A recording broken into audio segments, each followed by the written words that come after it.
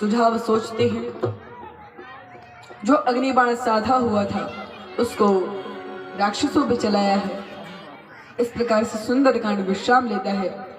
लंका कांड में प्रहस्त रावण को समझाता है। मंदोदरी ने 2 बार रावण को समझाया है, वह नहीं मानते। अंगद जी महाराज जाते हैं, रावण को बहुत प्रकार से समझाया, बड़ा लंबा संवाद है, रावण नहीं समझता। उसके बाद युद्ध जब अवश्यम भावी हो जाता है, तब प्रथम दिवस में रावण की आधी सेना समाप्त हो जाती है। दूसरे दिन में लक्ष्मण जी को शक्ति लगती है और संजीवनी बूटी लेने के लिए श्री हनुमान जी महाराज जाते हैं। तीसरे दिन कुंभकर्ण का वध होता है, चौथे दिन मेघनाथ का वध होता है और 5वें दिन रावण के साथ बड़ा भयंकर युद्ध होता है और रावण भी उसी युद्ध में भगवान के 31 बाणों के द्वारा मारा जाता है। उसके बाद श्री लक्ष्मण जी महाराज विभीषण जी का राज्याभिषेक करते हैं। उसके बाद आगे वर्णन आता है कि जितने भी रावण के वस्त्र आभूषण जो कुछ भी थे, विभीषण जी ने पुष्पक विमान से ऊपर से सब कुछ बरसाए हैं, वानरों ने उन्हें पहने हैं और सभी बड़े प्रसन्न होकर जाते हैं। जो मुख्य मुख्य वानर हैं जैसे हनुमान जी, जामवान जी, विभीषण जी, ये सभी श्री रामचंद्र के साथ पुष्पक विमान पे विराजमान होते हैं और अयोध्या की ओर प्रस्थान करते हैं। अयोध्या में श्री भरत जी बड़े दुखी हैं। यहाँ पे श्री रामचंद्र भरद्वाज जी के आश्रम में रुक जाते हैं और हनुमान जी को परीक्षा के लिए भेजते हैं। यहाँ पे भरत जी की अवस्था कैसी है उसका श्रवण कीजिए। रहा एक दिन अवधि कर, जब केवल 14 वर्ष बीतने में एक ही दिन बचा है। अति आरत पुरलोक, बड़े ही दुखी आर्त भाव में सभी नगरवासी हैं। जहां तह सोच ही नारी नर, कृष्ण तन राम वियोग सहा नहीं जाता। सभी अग्नि के भांति जल रहे हैं। यहाँ पे भरत जी यह सोच रहे हैं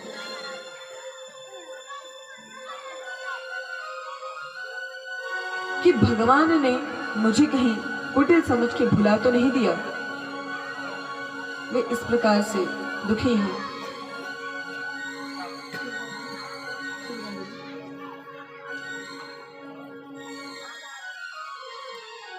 कहीं नाथ ने मुझे भुला तो नहीं दिया है। और वह लक्ष्मण कितना बड़भागी है। अह धन्य लक्ष्मण बड़भागी, राम पदार बिंदु अनुरागी। और इस प्रकार से श्री भरत जी महाराज बड़े दुखी होकर सोच रहे हैं, कारण कवन नाथ नहीं आयो, जानी कुटिल की धो मोहे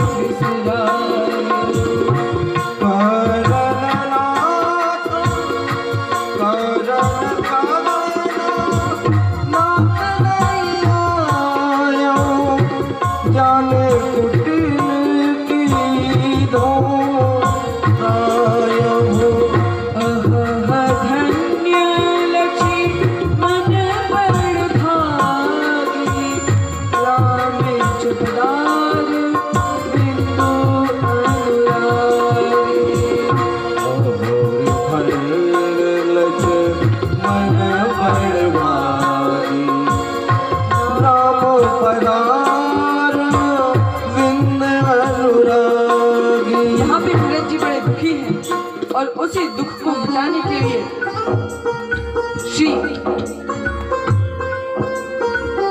हनुमान जी महाराज आ जाते हैं और वे भरत जी से उनका भाव जानते हैं। जैसे ही यह जाना कि वे श्री रामचंद्र के विरह में तड़प रहे हैं, तभी हनुमान जी अपना परिचय देते हैं कि मैं हनुमान हूँ और श्री रामचंद्र यहाँ पास में ही भरद्वाज जी के आश्रम तक आ गए हैं। यह सुन करके जो भरत जी हैं वे बड़े प्रसन्न हो जाते हैं। और सभी पुरवासी प्रसन्न हो जाते हैं कि अब प्रभु पुनः लौटेंगे, भगवान का पुनरागमन होगा। समाचार पुरवासिन पाए, नर अरु नारी हर्ष सब धाये। सभी प्रसन्न होकर दौड़ने लगे कि आज तो हमारे प्रभु आएंगे। सभी बड़े प्रसन्न हैं। यहाँ पे श्री रामचंद्र पुष्पक विमान से आ रहे हैं। जानकी जी को सब तीर्थ स्थानों के दर्शन कराते हैं, युद्ध स्थल के भी दर्शन कराए थे। और यहाँ पे माँ सीता गंगा मैया की पूजन करती हैं और भगवान आ रहे हैं। अब भगवान ने कहा है, यद्यपि सब वैकुंठ बखाना, वेद पुराण विदित जगु जाना, अवधपुरी सम प्रिय नहीं सो। मुझे अयोध्या के समान वैकुंठ साकेत ये भी प्रिय नहीं। भगवान के वचन, अवधपुरी सम प्रिय नहीं सो। यह प्रसंग जाने को ये कोई लोग ही जानते हैं कि मुझे वैकुंठ नहीं, अयोध्या अधिक प्रिय है। इसीलिए संत जन कहते हैं,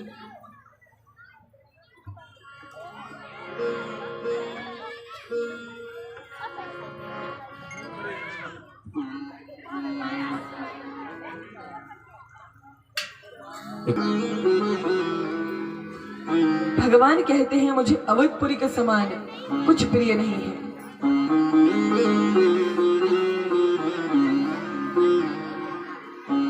नगरी हो अयोध्या सी, रघुकुल सागराना हो। चरण हो राघव के, जहाँ मेरा ठिकाना हो।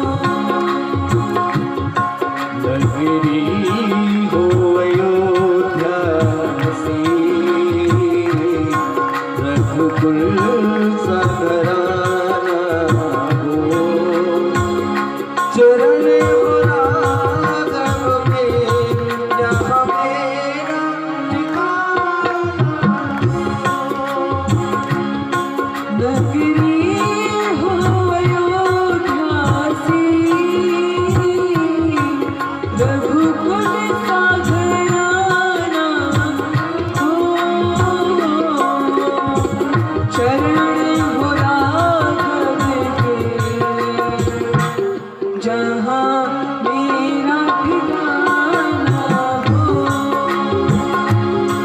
नगरी हो अयोध्या सी, रघुकुल सागराना हो।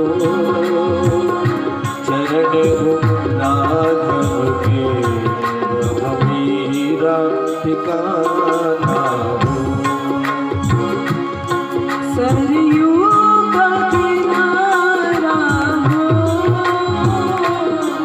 निर्मल जलधारा हो। दर्शी मुझे भगवन, हर घड़ी तुम्हारा हो। सरयू का किनारा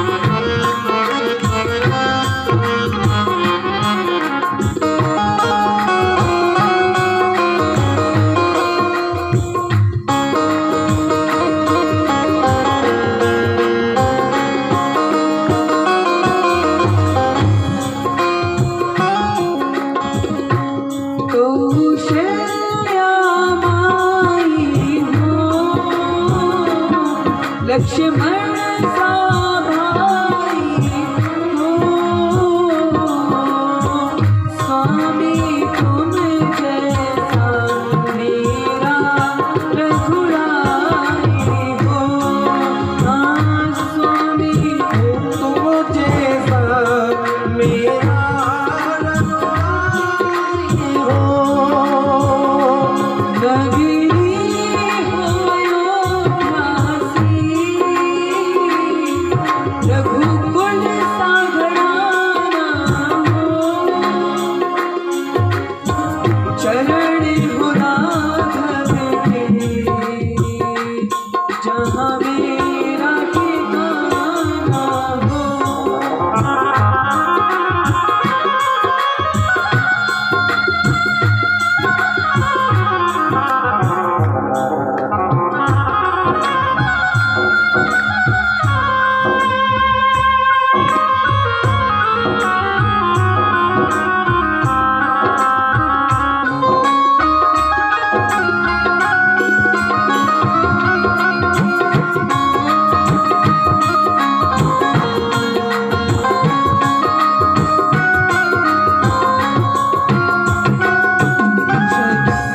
श्रद्धा हो श्रवण जैसी,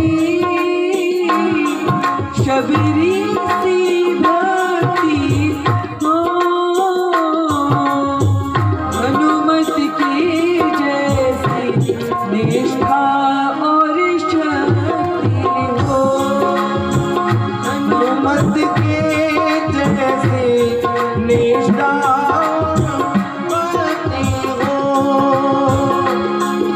नगरी हो अयोध्यासी, रघुकुल सा घराना हो।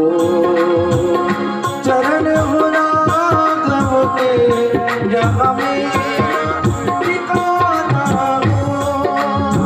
चरण हो राघव के, जहाँ मेरा ठिकाना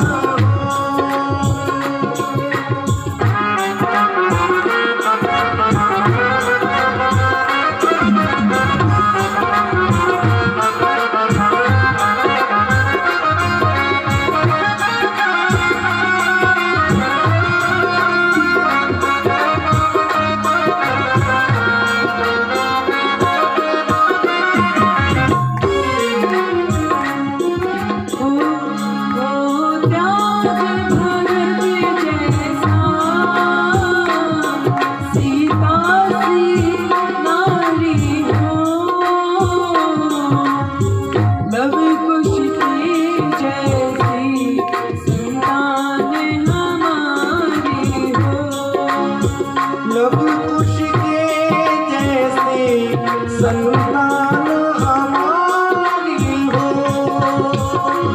नगरी हो अयोध्यासी, रघुकुल सा घराना हो। नगरी हो अयोध्यासी, रघुकुल सा घराना हो।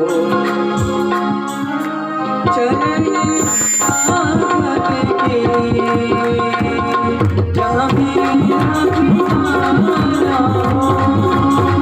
चरण राघव के, जहाँ मेरा ठिकाना हो। चरण राघव के, जहाँ मेरा ठिकाना हो।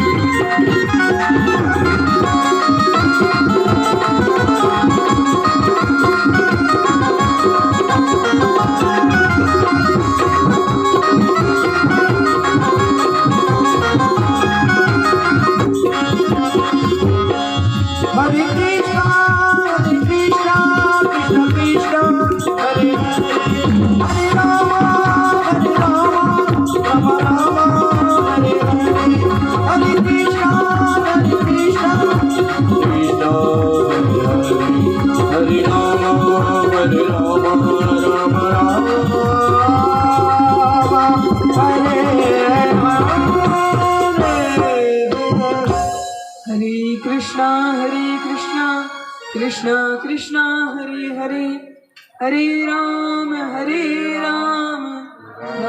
राम हरे हरे।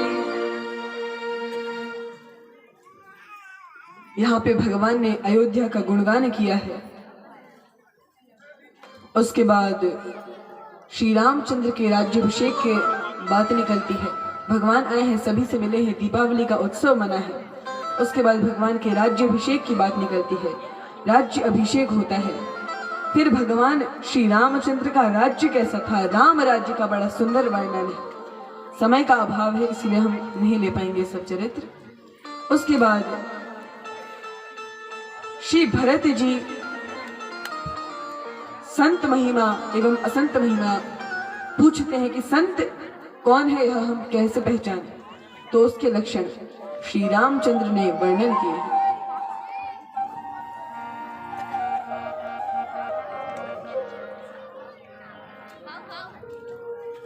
संत असंत भेद बेल गाए, प्रणत पाल मोहि कहु बुझाई।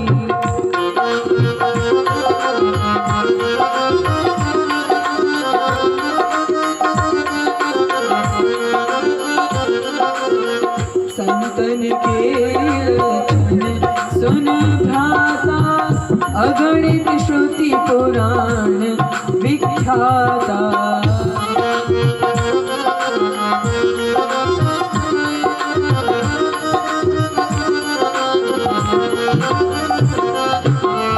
संत असंतनि कै असी करणी, जिमि कुठार चंदन आचरणी।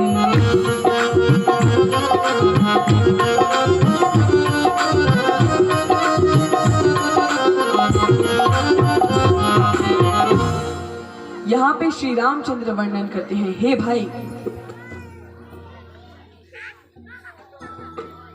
भाई संतों के लक्षण क्या हैं सुनो। जो संत होते हैं वे चंदन के समान हैं, और असंत जो दुष्ट हैं वो कुल्हाड़ी के समान हैं, लेकिन तब भी वे कुल्हाड़ी को सुगंध देने वाले ही बनते हैं। इस प्रकार के संत जन हैं। उसके बाद भगवान कहते हैं, विषय अलंपट शील गुणाकर, पर दुख दुख सुख सुख देखे पर। दूसरे के सुख में सुखी होते हैं, दूसरे के दुख में दुखी होते हैं, ईर्ष्या नहीं रहती उन्हें। उसके बाद भगवान वर्णन कर रहे हैं, सम समान रहने वाले रहते हैं सुख दुख में। सम अभूत रिपु, अर्थात उनके कोई भी दुश्मन नहीं होते। अभूत रिपु, वे सभी उनके कोई दुश्मन नहीं होते। यदि कोई व्यर्थ उनसे दुश्मनी माने वह अलग बात है, लेकिन वे किसी से भी द्वेष भावना नहीं रखते। लोभा मर्ष हर्ष भय त्यागी, लोभ आदि से वे दूर रहते हैं, और अधिक प्रसन्नता अधिक दुख इन दोनों से ही दूर रहते हैं। इन सभी का त्याग किए हुए रहते हैं। सब ही मान प्रद आप अमानी, सबको मान देते हैं, स्वयं सम्मान की कामना नहीं करते। अमानी ना मान देना। इस प्रकार के संतों के लक्षण श्री रामचंद्र वर्णन करते हैं। ए सब लक्षण बसहि जासु उर, जाने हूं तात संत संतत फुर। उस व्यक्ति को संत मानना चाहिए जिसमें ये सभी लक्षण हो। उसके बाद श्री नारद जी महाराज भगवान के दर्शन करने स्तुति करने आते हैं, सनकादिक आते हैं। आगे भगवान ने राम गीता का उपदेश किया है। जैसे श्री कृष्ण ने गीता का उपदेश किया है, वैसे ही राम गीता श्री रामचंद्र नगर वासियों को कुछ उपदेश करते हैं। इसके बाद हम थोड़ी नाम महिमा चर्चा करेंगे। उसके बाद फिर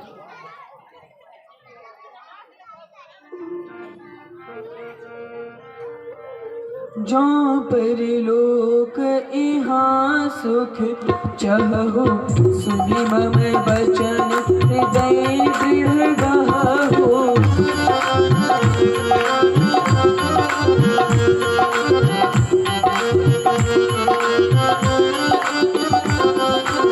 सुलभ सुखद मार्ग यह भाई, भगति मोर पुराण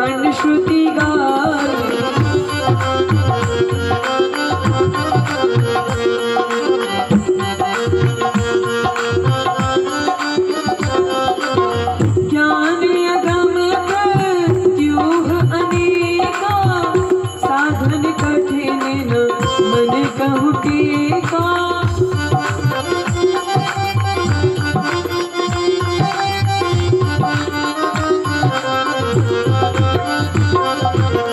करत कष्ट बहु पावई को, मूर्तिय नहीं सो। पावई को भक्तिहीन मोहि प्रिय नहीं सो। भक्ति स्वतंत्र सकल सुख खानी, बिनु सत्संग न पावहि प्राणी। भक्ति स्वतंत्र सकल सुख खानी, बिन सत्संग न पावहि प्राणी। यहाँ पे श्री रामचंद्र वर्णन करते हैं कि जो भी मेरे इस उपदेश को सुनेगा, जो परलोक यहाँ सुख चाह तो उसे परलोक में तो सुख मिलेगा ही, इस भूलोक पे पृथ्वी पे भी सुख मिलेगा। अच्छा क्या उपदेश है? श्री रामचंद्र कहते हैं, सुलभ सुखद मार्ग यह भाई, भगति मोरी पुराण शुद्ध गाई। मेरे भक्ति की जाए वह सरल सुगम रास्ता है। श्री रामचंद्र के वचन जो ज्ञान के मार्ग से जाते हैं कि भगवान निर्गुण है, फिर निर्गुण के बाद में सगुण पे ही आते हैं। ज्ञान अगम प्रत्यूह अनेका, साधन कठिन न मन कहूँ टेका। और मन उसमें आसानी से टिक नहीं पाता, इसीलिए सबसे सरल करत कष्ट बहु पावई को। यदि कोई इस प्रकार से ज्ञान के मार्ग से बहुत कष्ट झेलता है, योग अष्टांग योग इन सब के मार्ग से मेरे पास आता है, वह मुझे उतना प्रिय नहीं है। भक्तिहीन मोहि प्रिय नहीं सो, जो जितना मुझे भक्त प्रिय है। भगवान आगे कहते हैं, भक्ति स्वतंत्र है, ज्ञान वैराग्य पराधीन है, और बिनु सत्संग न पावहि प्राणी। भक्ति कैसे मिलेगी? सत्संग के द्वारा, और सत्संग का मुख्य उद्देश्य हरिनाम है। तो हरिनाम यदि हम जप करेंगे तो उसी के द्वारा हम भगवान की भक्ति को प्राप्त कर सकते हैं और भगवान को प्राप्त कर सकते हैं। उसके बाद भगवान आगे कहते हैं,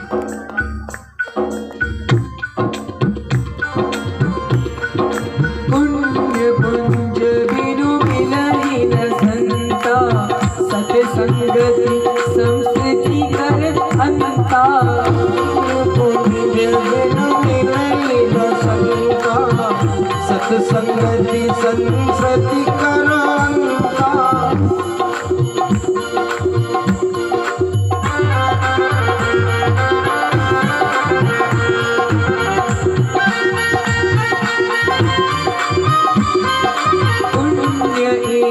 जग बहु नहीं दूजा, मन क्रम वचन विप्र पद पूजा।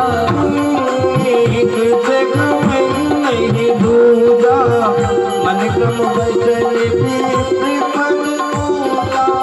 सानुकूल नहीं पर मुनि देवा, जो तजु कपटु करे निज सेवा। सानुकूल नहीं पर मुनि देवा, जो तज कपट करे तुझ देवा। ये सब तो भगवान वह ज्ञान दे रहे हैं जो आपने सुना होगा, लेकिन भगवान कहते हैं एक सीक्रेट बताता हूं, और एक गुप्त बात बता रहा हूं, किसी को बताना मत, एकदम सीक्रेट। क्या? शंकर भजन बिना नर भगति न पावई मोर।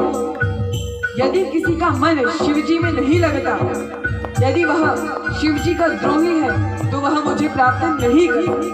क्योंकि यदि कोई कुछ वस्तु देने वाला है और यदि आप उसी से वैर कर लो तो मिलेगी थोड़ी ना। इसीलिए भगवान की भक्ति भगवान के पास नहीं है, भगवान के भक्तों के पास है, शिव जी के हाथ में है। तो जो शिव जी की आराधना करता है, शिव जी को हरि तुल्य मानता है, भगवान उसी को भक्ति दिलवाते हैं। भगवान आगे कह रहे हैं, कहु भगति पथ कवन प्रयासा, जोग नमक जप तप उपवासा। कहु भगति पथ कवन प्रयासा, जोग नमक जप तप उपवासा। भक्ति कहु भगति पति कवन प्रयासा। भक्ति में आपको कौन से एड़ी चोटी का दम लगाना है, क्या करना है, बस नाम ही तो जपना है। लेकिन यदि कोई योग करता है, यज्ञ करता है, मंत्र आदियों का जप करता है, उपवास रखता है, हर 3-4 दिन में उसके 5-6 उपवास होते हैं। इस प्रकार से यदि कोई उपवास रख रहा है कि दिन में हर समय उपवास ही चल रहे हैं, तो ऐसे उपवासों से भगवान प्रसन्न नहीं होते। न दानम न तपो नित्या न शौचम न व्रतानि च। भगवान स्वयं कह रहे हैं न दानम, न दान से प्रसन्न नहीं होता, न तपो, न ही तप से प्रसन्न होता हूँ, न ही ज्ञा अर्थात न ही पूजा से प्रसन्न होता हूँ। न दानम न तपो नित्या न शौचम, न ही पवित्रता से प्रसन्न होता हूँ। ये सब तो मानवता के लक्षण है। न शौचम न व्रतानि च, न ही व्रतों से प्रसन्न होता हूँ। तो आप प्रसन्न किससे होते हो?